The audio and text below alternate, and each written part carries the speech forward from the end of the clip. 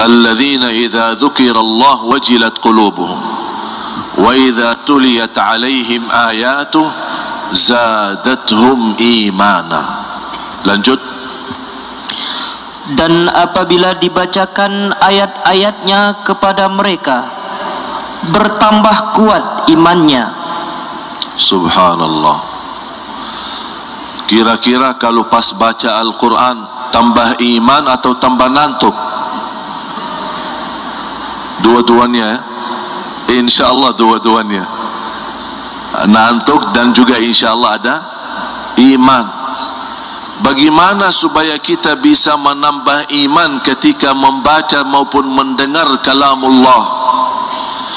Demi Allah jamaah sekalian, sebab kita tidak bisa menikmati Al-Quran karena hati kita sudah rusak, niat kita sudah tidak tulus lagi, tidak ikhlas.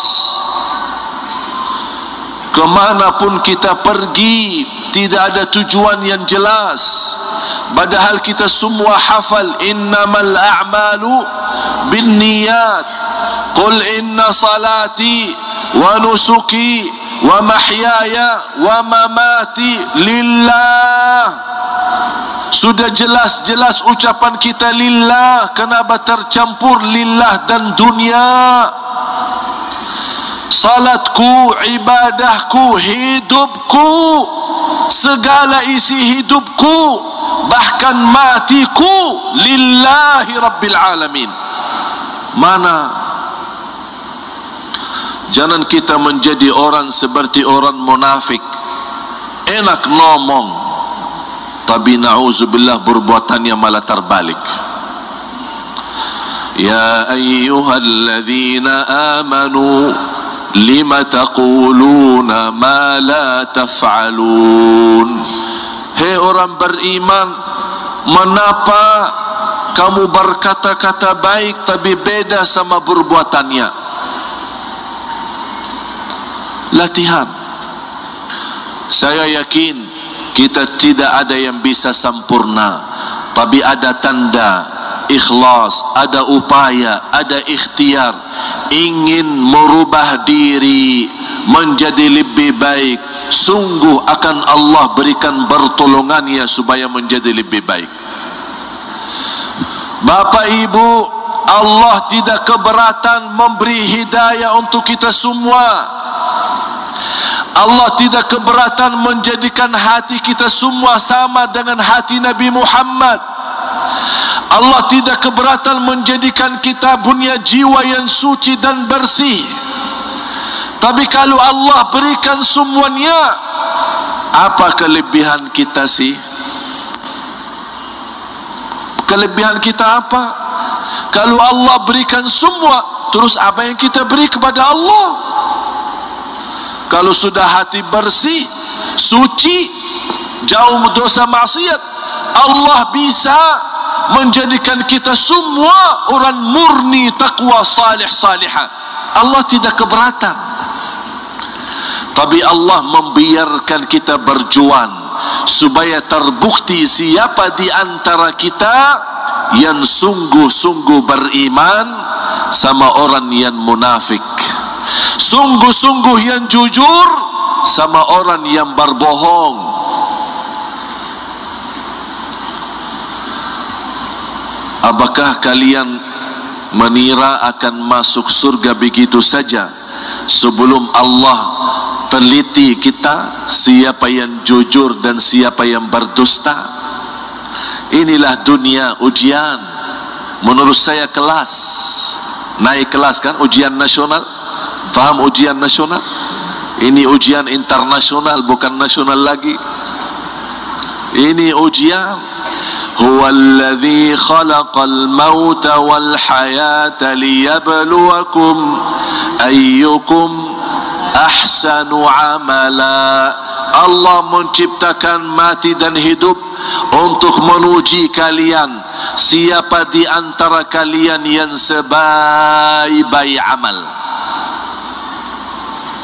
Bukan sebaik-baik nama, bukan sebaik-baik pakaian, bukan sebaik-baik jabatan, bukan sebaik-baik harta, tapi sebaik-baik amal. Dan amal tidak muncul sendiri kalau tidak ada usaha dan kerja keras.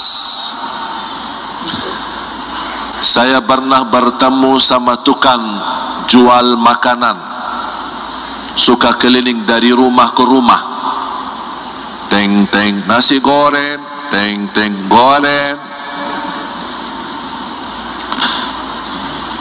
Pas masuk waktu Isya, saya ajak beliau, pas saya ketemu pasti jalan menuju ke masjid.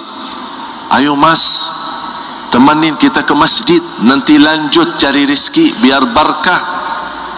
Aduh, ini Habib, baju saya, celana, banyak alasan.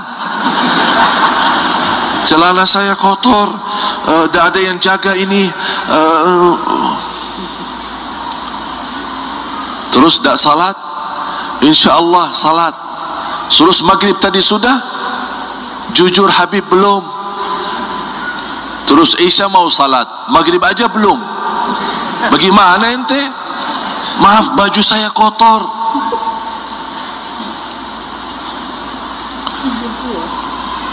Sambil kata beliau, doakan semoga saya dapat hidayah. Jujur saja Habib, baru dia merasa malu. Jujur saja, saya memang kurang memperhatikan salat. Doakan semoga saya dapat hidayah. Saya bilang, ya insya-Allah. Ya Habib, ya yuk, Assalamualaikum. Kamu mau kemana? Ya biasa, lanjut cari rezeki. Dah usah, santai-santai aja, duduk manis. Saya nanti doakan supaya datang rezeki kepadamu. Langsung, oh gimana? Rezeki kan harus dicari. Subhanallah, rezeki harus dicari. Kalau hidayah, minta sama Habib, doakan aja. Iman hidayah dah harus dicari. Allah turunkan hidayah, Allah bagi hidayah. Tapi siapa yang bersungguh-sungguh cari hidayah, dapat. Sebagaimana bersungguh-sungguh cari rezeki, dapat. Allah adil. Jalan ke surga jelas, jalan ke neraka jelas, tinggal kita milih. Aku heran, masuk surga aja gratis, tapi berat. Masuk neraka bayar. Mana ada dosa tak baki bayar? Ayo, bisa enggak berzina tak baki bayar? Karaoke tak baki bayar? Macam-macam dosa maksiat dah baki bayar, ada enggak? Dah ada, bayar.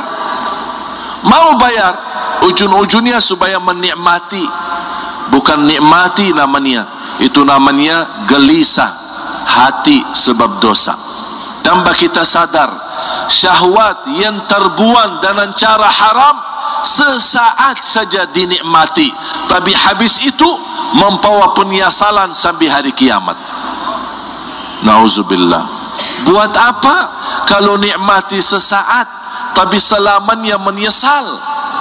Selamanya gara-gara dosa tersebut membuat hati kita buruk, membuat hilang khusyuk, membuat susah tahajud, membuat susah berjamaah, membuat susah berakhlak. Mengapa kita salah langkah?